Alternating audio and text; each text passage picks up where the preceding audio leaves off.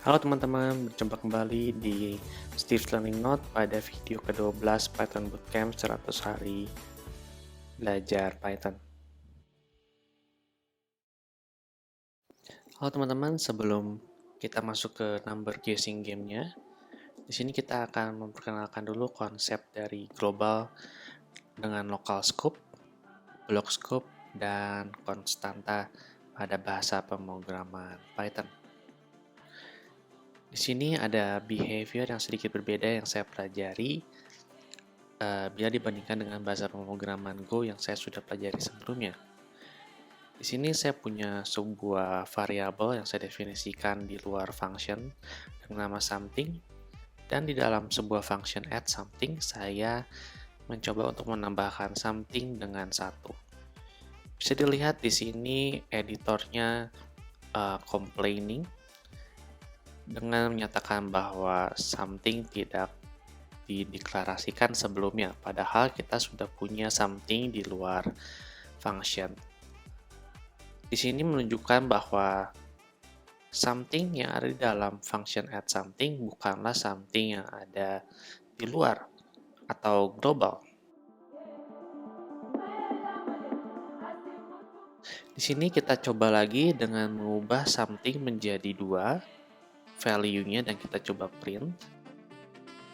Di sini kita bisa melihat hasilnya bahwa setelah di add something dan kita print something, value-nya tetap 1 bukan 2. Artinya something yang ada di dalam function add something adalah variabel berbeda dengan something yang ada pada global variable.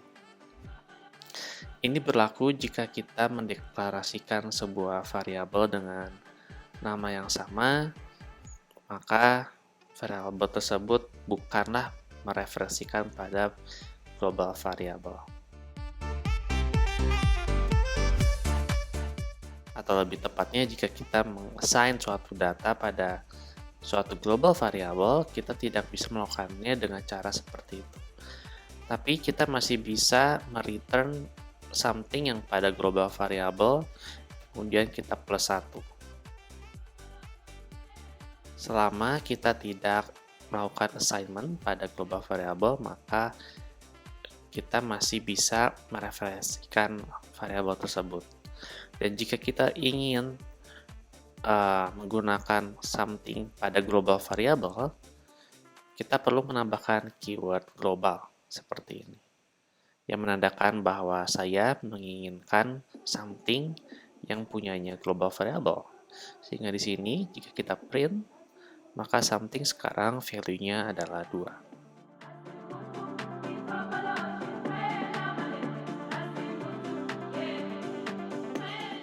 Kita lanjutkan dengan konsep yang namanya block scope.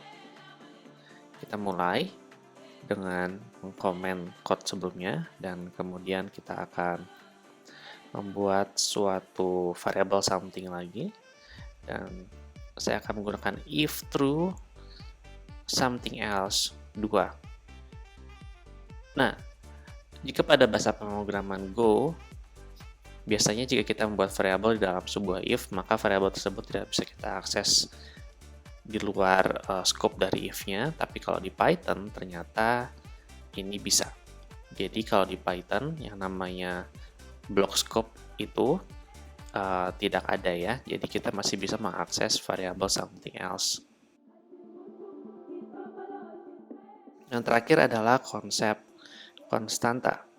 Pada Python sebenarnya tidak ada keyword khusus untuk membuat konstanta, suatu variabel yang jika sudah kita assign sekali tidak bisa di-assign kedua kalinya. Nah, di Python ini jika kita ingin membuat konstanta, caranya adalah dengan menggunakan naming convention, di mana nama variabelnya ditulis dengan huruf kapital, sehingga kita tahu bahwa i di sini adalah sebuah konstanta. Halo teman-teman, ini adalah aplikasi demo yang akan kita lakukan setelah ini. Kita lihat di sini adalah sebuah aplikasi Guess the Number Game, di mana di sini kita dapat melihat komputer akan merandom suatu angka antara 1 sampai 100, Dan di sini jawabannya adalah 83 untuk kita testing. Kemudian kita diminta untuk memilih difficulty antara easy atau hard. Kita coba dengan hard. Jika di hard kita memiliki jumlah percobaan untuk menebaknya adalah 5. Kita akan coba tebak. Kita masukkan 100 dan aplikasinya akan memberitahu kita bahwa terlalu tinggi penebakan kita, maka kita diminta untuk menebak lagi. Dan di sini setiap kita menebak dengan salah, maka jumlah kesempatan kita menebak akan terus berkurang. Dan pada akhirnya jika kita menebak hingga habis jumlah penebakan kita, maka game over, kita akan kalah. Kita akan coba lagi dengan mode easy.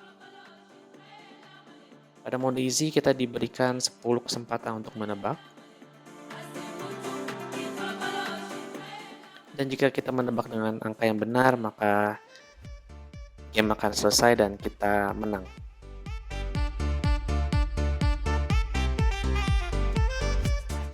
Oke teman-teman, sebelum kita mulai, kita akan membuat flow dari gamenya. Yang pertama adalah kita perlu menampilkan logo ASCII, dan yang kedua adalah kita perlu memilih random number untuk nanti ditebak. Dan kemudian kita juga perlu untuk bertanya level difficulty apa yang ingin dilakukan atau dimainkan oleh pemain.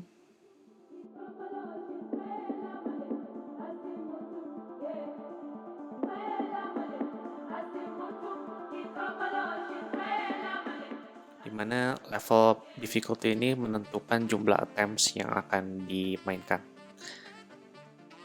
Kemudian kita akan meminta pemain untuk menebak angkanya, dan jika tebakan benar maka game akan selesai.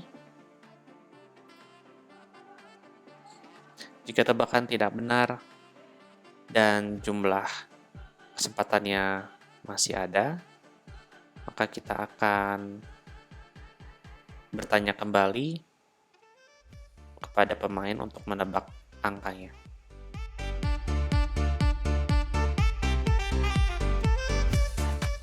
Dan jika kesempatannya sudah habis, maka akan game over. Oke teman-teman, kita akan mulai membuat game ya. Pertama-tama kita akan membuat suatu file art.py yang kita isi dengan logo untuk aplikasi kita. Di sini saya sudah siapkan logonya tebak angka seperti itu. Dan kemudian kita akan print dengan mengimport modul art.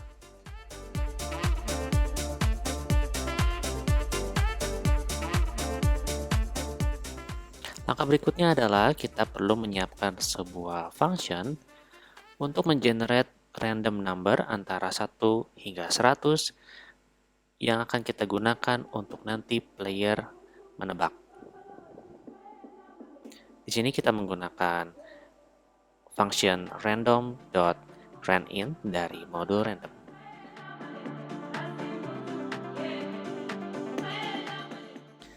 Kemudian setelah itu kita akan menyiapkan sebuah konstanta yang berisikan jumlah kesempatan yang dimiliki untuk masing-masing level, yaitu easy dan hard. Setelah itu kita akan mendefinisikan sebuah function untuk bertanya kepada pemain level permainan apa yang akan mereka pilih.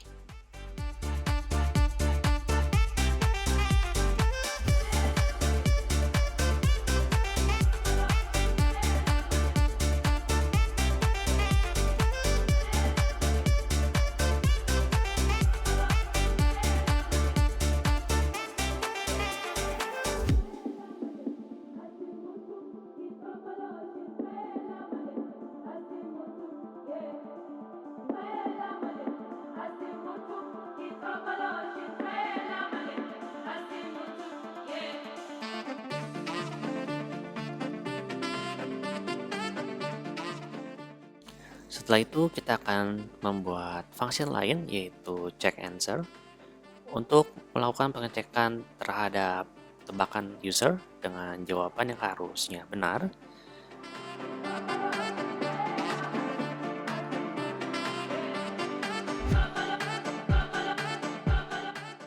Function ini berfungsi untuk menampilkan apakah tebakan user terlalu tinggi atau terlalu rendah, ataupun tebakan user itu sudah tepat.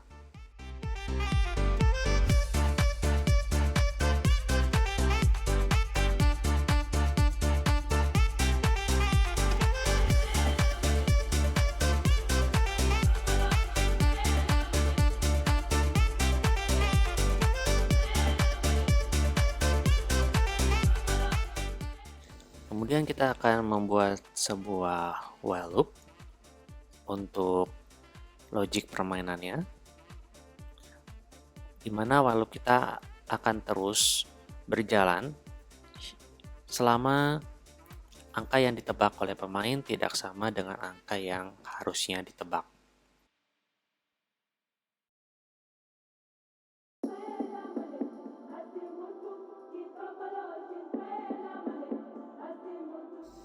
Di sini kita akan memanggil function getDifficulty untuk mendapatkan jumlah kesempatan yang dimiliki.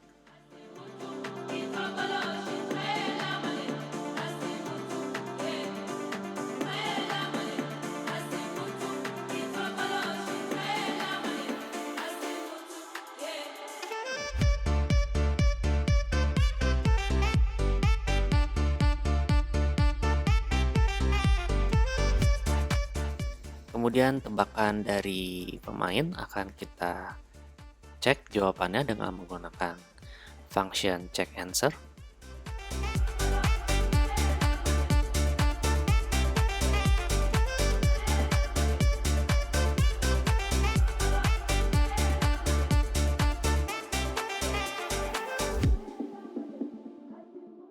Kemudian pada function check answer kita juga menambahkan suatu fungsionalitas untuk mengurangi jumlah attempts yang dimiliki oleh player jika jawaban mereka salah.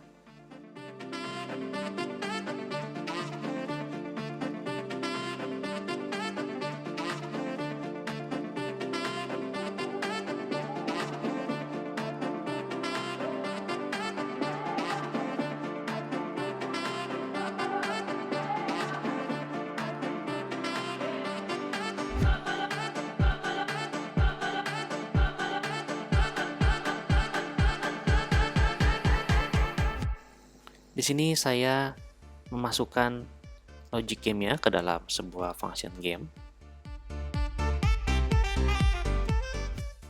Dan saya pindahkan semua code yang berhubungan dengan gamenya di dalam function game tersebut.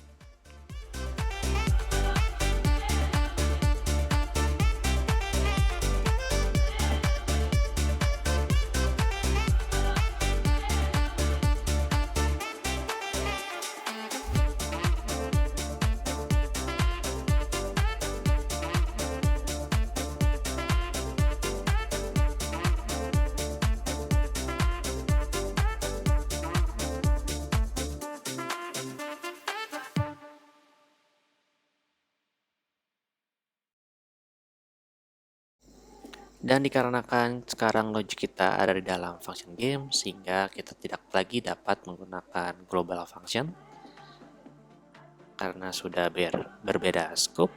Sehingga di sini saya memodifikasi function check answer untuk menerima parameter attempts-nya juga.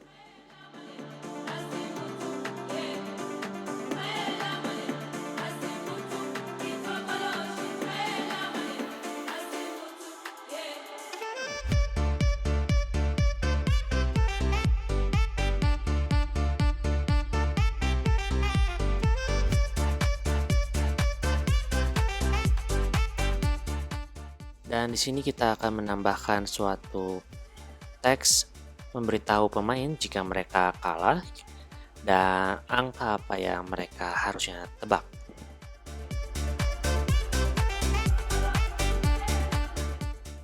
Sekarang kita akan coba kembali aplikasi kita. Dan di sini kita menemukan bahwa logik terlalu tinggi dan terlalu rendah kita salah.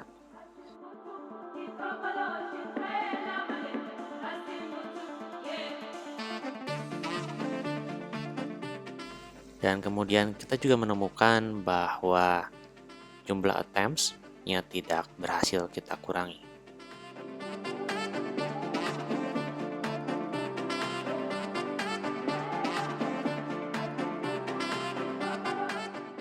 Dan ternyata kita perlu return value dari attempts-nya, sehingga value tersebut dapat kita gunakan pada pengulangan berikutnya.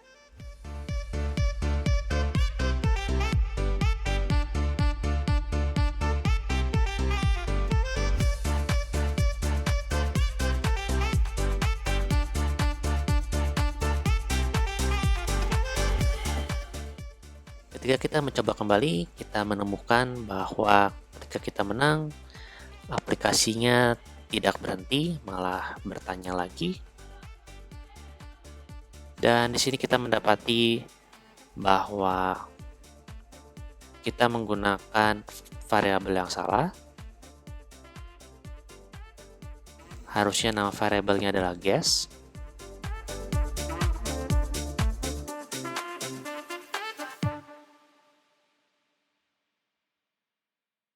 Dan terakhir kita mencoba kembali aplikasi kita dan sekarang sudah berjalan dengan semestinya.